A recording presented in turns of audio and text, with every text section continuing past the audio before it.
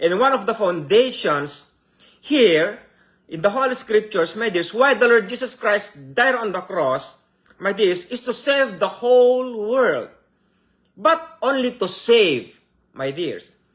But when God gave us the Holy Spirit to make us holy, to purify us, to sanctify us, but our body should be maintained in that kind of purity, my dear brothers and my dear sisters. And I would like to clean up our theologies, your theologies, concerning why the Lord Jesus Christ died on the cross. My dear brothers, my dear sisters. Again, Satan has no communication. Satan has no part in the death of our Lord Jesus Christ. Why?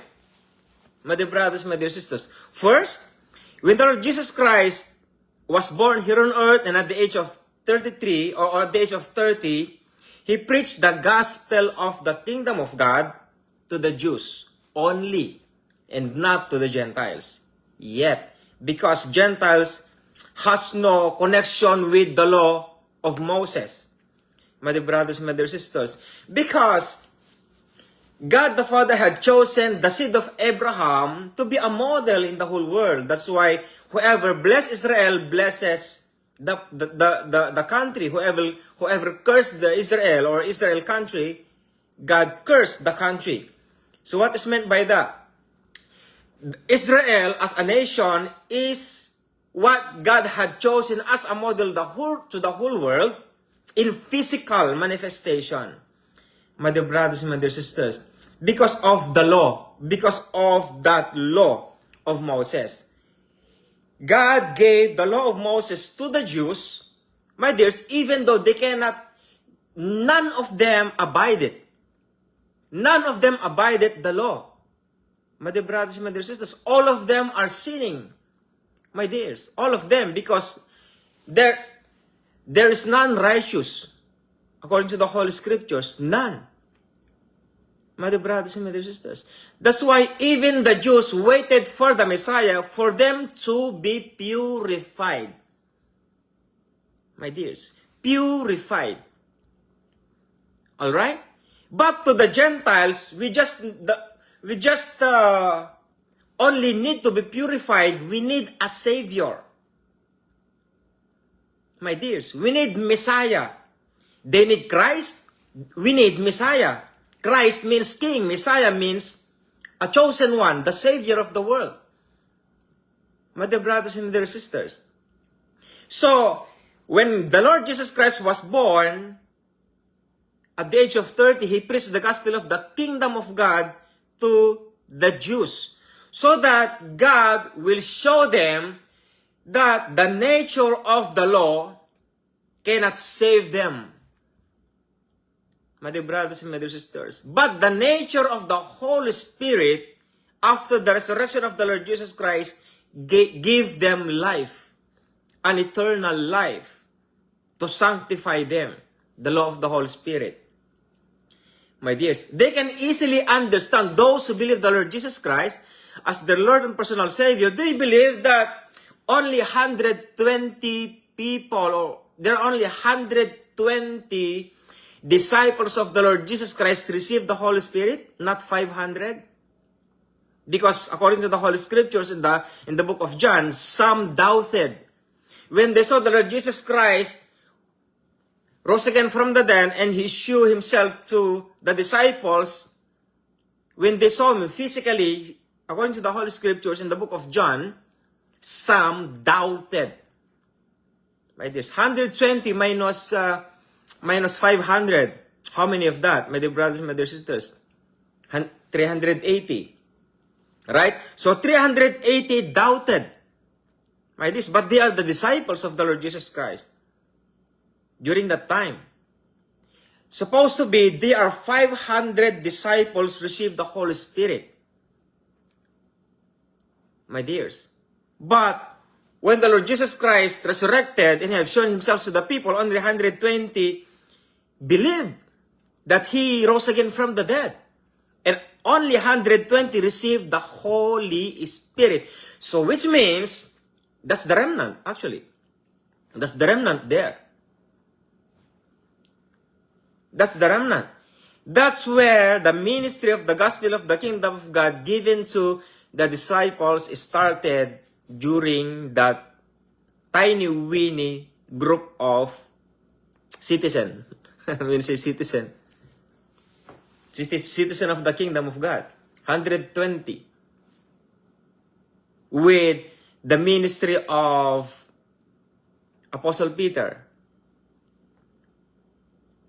My dear brothers and my dear sisters. But look at that, my dear brothers and my dear sisters.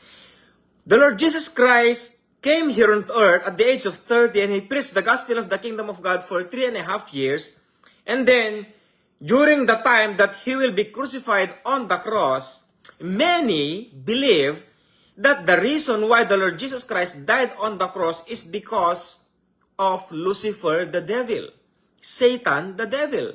But I will tell you a bare truth, a naked truth, my dears, that Satan has no connection to the death of our Lord Jesus Christ. Why? Because if Satan has the ministry or the power why the Lord Jesus Christ crucified on the cross, we need to thank Satan himself rather than the Lord Jesus Christ. My dears, it looks like in a basketball team. My dear brothers, my dear sisters, what is the most important role of a team? To pass the ball to a person or to shoot the ball? My dear brothers, my dear sisters,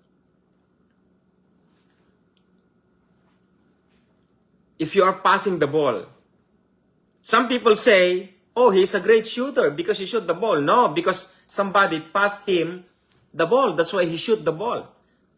Something like that. So, if Satan is the reason why the Lord Jesus Christ died on the cross, we need to praise Satan himself, right? We need to praise him. We need to thank him all the days of our lives. Because of him, the Lord Jesus Christ died on the cross.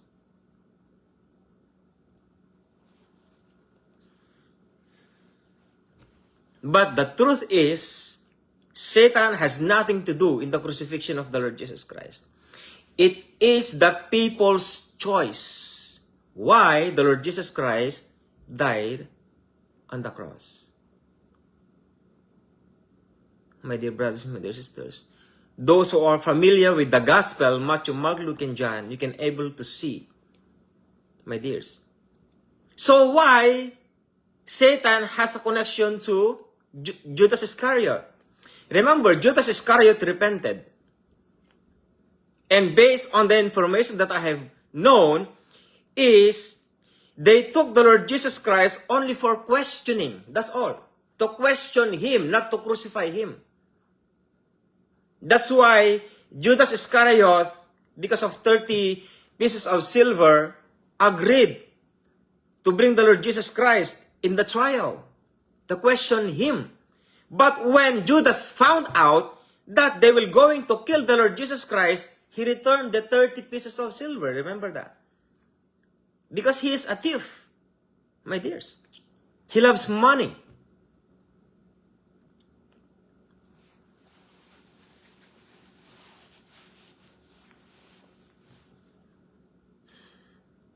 Isn't it?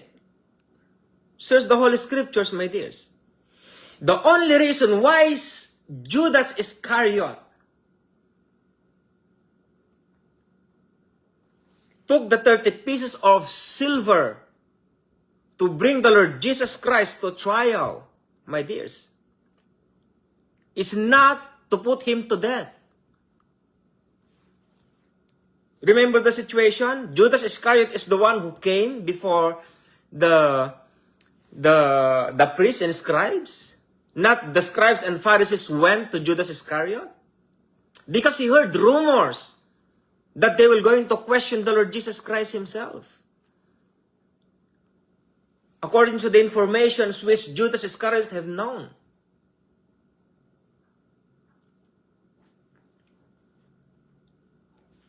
So he took the 30 pieces of silver, is the reason is to put the Lord Jesus Christ on trial. Trial, to question him, not to kill him.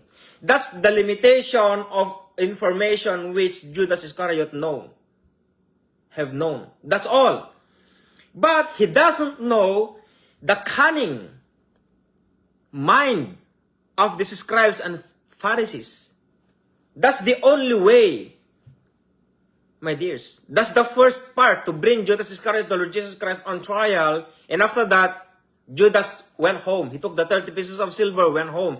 But when he found out that there is something behind it, not just to put him to trial, actually, he was put in trial or on trial. But they tried to kill him. So when Judas Iscariot found out that they're going to kill or crucify the Lord Jesus Christ, he came back. I don't want to be part of this dirty plan of yours. This is 30 pieces of silver. Release him, something like that. And this scribes and Pharisees says, we have nothing to do with it. Take the 30 pieces of silver and take it for you. And take it with you. But look, Judas Iscariot, when he gave the 30 pieces of silver to the scribes and Pharisees, he never took it back. My dear brothers and my dear sisters, thank you for that like, dears. That's the situation, my dears. Now, look at the place of Lucifer the devil there. Look at the place of Satan there. Satan entered to the life of Judas Iscariot. It is true. It is based on Matthew, Mark, Luke, and John. It is true. Okay? But look at the nature of Judas Iscariot. Judas Iscariot put the Lord Jesus Christ on trial, not to kill him, not to put him to death. So which means Satan is not there. Even though Satan entered to Judas Iscariot, my dear brothers, my dear sisters, even Judas Iscariot doesn't want the Lord Jesus Christ to die on the cross. Even the Lord Jesus Christ says, did not I choose you 12, but one of you is a devil? How powerful is that? My dear brothers, my dear sisters. If you look at the scenario, how devilish Judas Iscariot is, if possible. Why the Lord Jesus Christ had chosen Judas? Do you think Judas would like to go to lake of fire or to hell because of that? If just Judas Iscariot know that he will go to lake of fire, I don't think so he's gonna do it. Do you think he was born for it? We are not in the knowledge of God himself. But there is no impossible with God the Father. He knows everything. Do you know, my dear brothers, my dear sisters, if Alexander Zander Lavey knows that he will go to the lake of fire, do you think he will gonna be the priest of the Satanic Temple? As the founder of Lucifer the Devil? And do you know who is Alexander Zander Lavey before he became the high priest of Satan, Lucifer the Devil? Do you know him?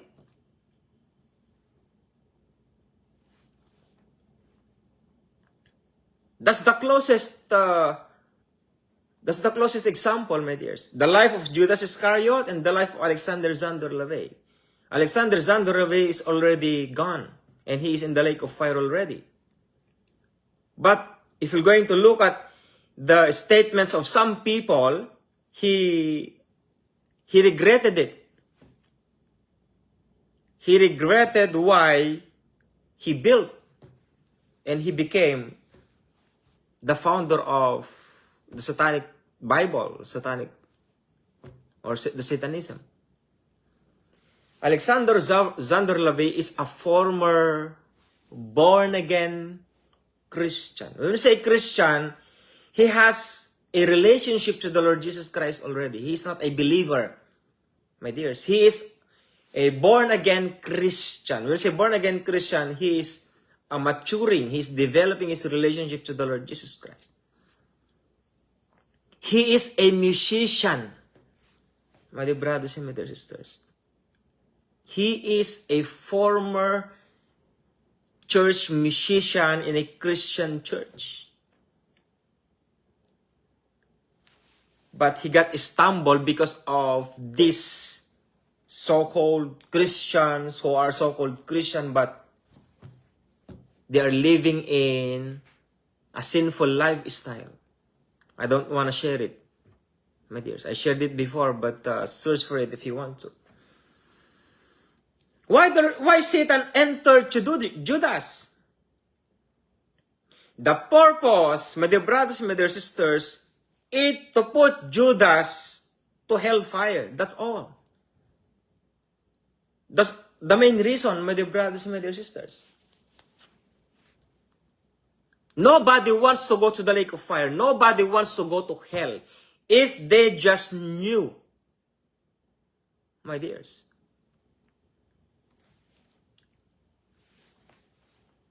The purpose of Satan, why he entered to Judas Iscariot, to put Judas Iscariot to hell. That's all. Not to put the Lord Jesus Christ on the cross and to die on the cross. Satan knew the prophecy. That's why during the time of Mordecai to not Ruth. Is that Ruth?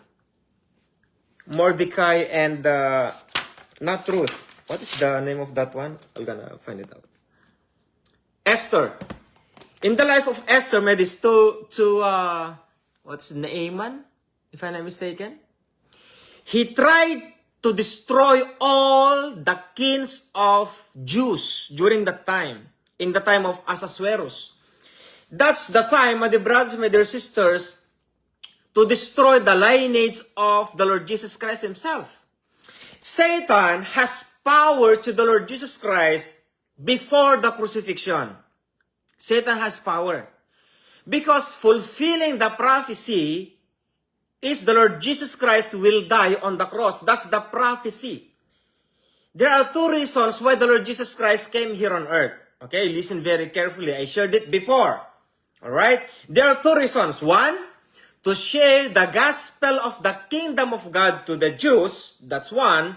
And second, to die on the cross. So that all of our sins will be crucified with him on the cross. My dears, even though we are not the ones who died on the cross, because there's only one remission of sins, and it is pure, no guile, unblotted, pure blood, pure body. And that is the lineage of Adam to Mary to the Lord Jesus Christ, a pure skin, pure blood, pure bone. The pure life of the Lord Jesus Christ himself. From Adam, the first Adam to the second Adam. He is the only one person who are qualified to be an offering to God the Father himself. His begotten Son in the flesh. I'm crying inside. My dears, died on the cross. For me and for all of us. For all of us. That's the grace of God the Father himself. That's the salvation of every mankind. My dear brothers and my dear sisters. So, look at our relationship. That's why if we're going to look at the scenario, my dears, the Lord Jesus Christ preached the gospel of the kingdom of God to restore the nature of Adam to human being, not in the physical kingdom. Because when Pilate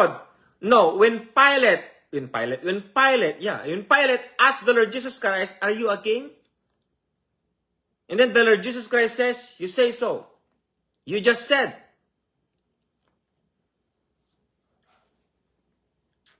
And then the Lord Jesus Christ says, if my kingdom here on earth they're going to save me. But my kingdom is not here on earth. He's talking about the kingdom not in physical, but in spiritual. And that is our body, which Apostle Paul taught to the Gentiles that we have learned in his epistles. That the body, the temple is our body, us himself. We are the temple. This body is owned by the Lord Jesus Christ since we believe Him as our Lord and personal Savior, and we receive the Holy Spirit, us Himself. That's the temple. That's the temple, and that's the kingdom that He's talking about. The Lord Jesus Christ says, the kingdom of God is not coming from heaven, going down, or there, coming here, or everywhere coming here. No, for the kingdom of God is within you. Within you, the kingdom of God. My dear brothers and my dear sisters, that's the kingdom that He built here on earth when He came here on earth. He is not the king of the Jews as a nation, but He became a king of the people of the living God around the world, individually, from within. That's why when we believe the Lord Jesus Christ as our Lord and personal Savior, we are not just believe the Lord Jesus Christ as our Savior, but also our King, because during when the Lord Jesus Christ crucified on the cross, even our sinful flesh was already been crucified. So which means we are already new. Even now, supposed to be. Without sinning, if possible. So this is the temple. This is the kingdom of the Lord Jesus Christ. My dear brothers and dear sisters. And during the time of when the Lord Jesus Christ was taken in the Mount of Olives, when they took Him, put down your sword or your knife, said to Peter, do you not know that I can call even now 12 legions of angels? 12 legions of angels supposed to be. Look at the scribes and Pharisees. If you are the Christ, come down on the cross and save yourself and us. And we believe. God Jesus Christ can do that if He wants to. For them to believe. But that's impossible. It is impossible for the Lord Jesus Christ can do that. He can do that, but he cannot do that. It is impossible. Why impossible? The Gentiles will never be saved. Only Jews. Do you like that? Only the Jews will be saved? If the Lord Jesus Christ come down on the cross? Because that's the nature there. Because they scourged Him. They almost killed Him. Remember, even the skin fell out from His body at the back. Why He is still alive? Because He cannot die and put Him on the cross. He should be alive while He is on the cross. Because He is an offering to God the Father. Because that is what is written in the Old Testament, in Isaiah 53. He needs to be crucified on the cross. Not to die and put Him on the cross, no. But He can save Himself.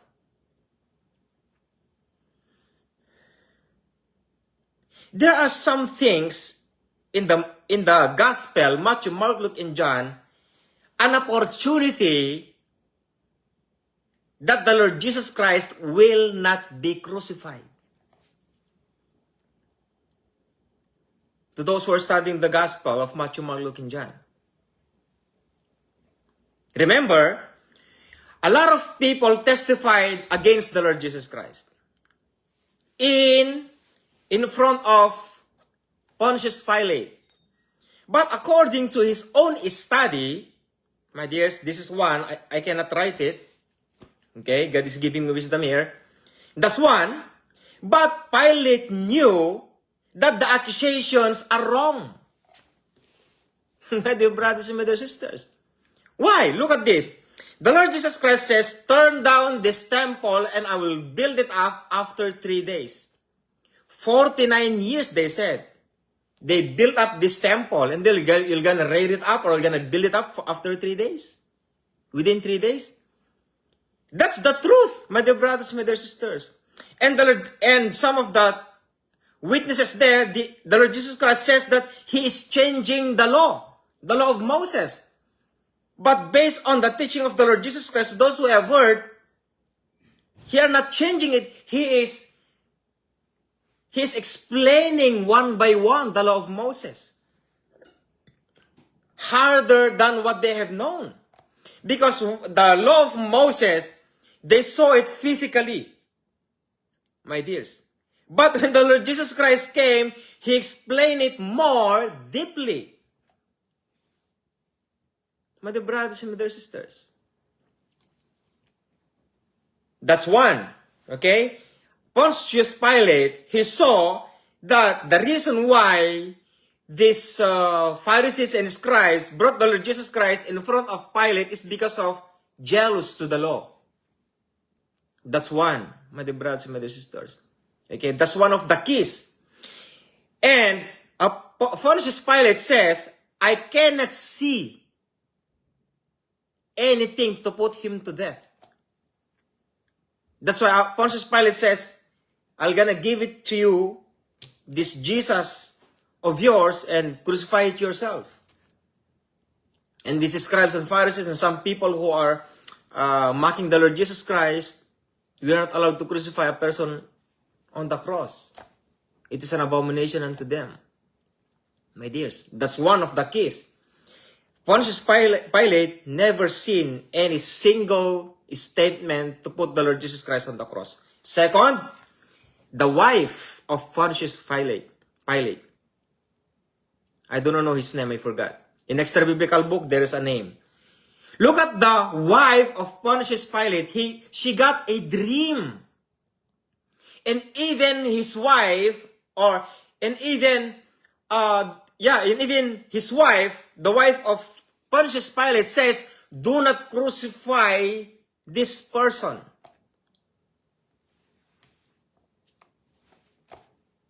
Based on Matthew, Mark, Luke, and John Gospel. He is a righteous person, she says. That's second. My dear brothers and my dear sisters. Can you look at the scenario, if possible? The Lord Jesus Christ can be released anytime during that time. First, his wife. And second, when he saw the witnesses, they are lying.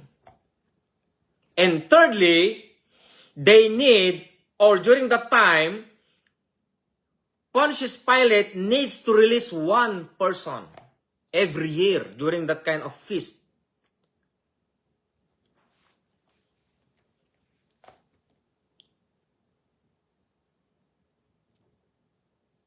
You know what had happened? They brought out Barabbas. My dear brothers and my dear sisters. Look at Satan the devil during those situations.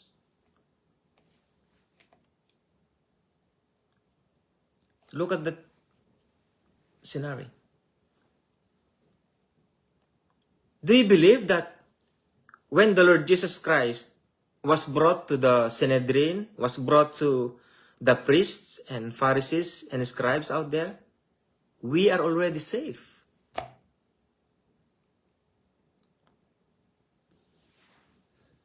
What do you mean by that, Brother James? Why we are safe when the Lord Jesus Christ was brought to Sanhedrin, was brought to the scribes and Pharisees and Sadducees? Because you're going to look at the statements there, he died on the cross because of that. Why they don't kill him? They can easily kill him in the Mount of Olive, in the Mount of Olive. When they took him, Satan can kill him anytime during that time if possible.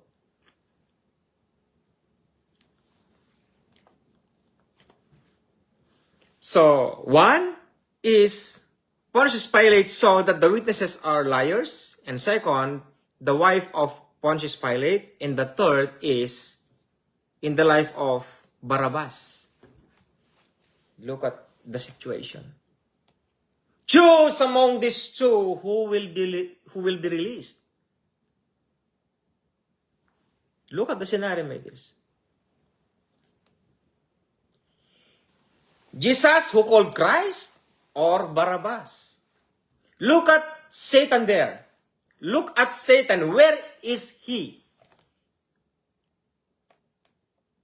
I will tell you the truth, my dear brothers and my dear sisters. Satan was not even in the barrier of the temple or the kingdom or the temple. He is out there. You cannot see him. Actually, he's crying probably, or he's mad by himself because he's already a loser. Why? Because when the Lord Jesus Christ talked to his disciples before he was taken by the soldiers, God the Father already gave him the authority over Satan the devil. My dear brothers, my dear sisters, are you not glad? While he's praying, while he's talking to the disciples, when he wasn't even yet taken by the soldiers and brought him to Caiaphas, my dears, and even to Pontius Pilate. Have you read that in the book of John? In the Gospel of John? God the Father had given already to him the authority, the power, before everything happens.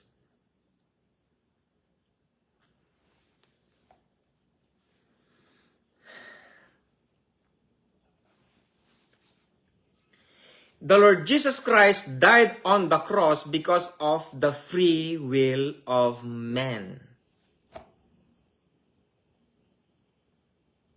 My dear brothers and my dear sisters, not Satan the devil.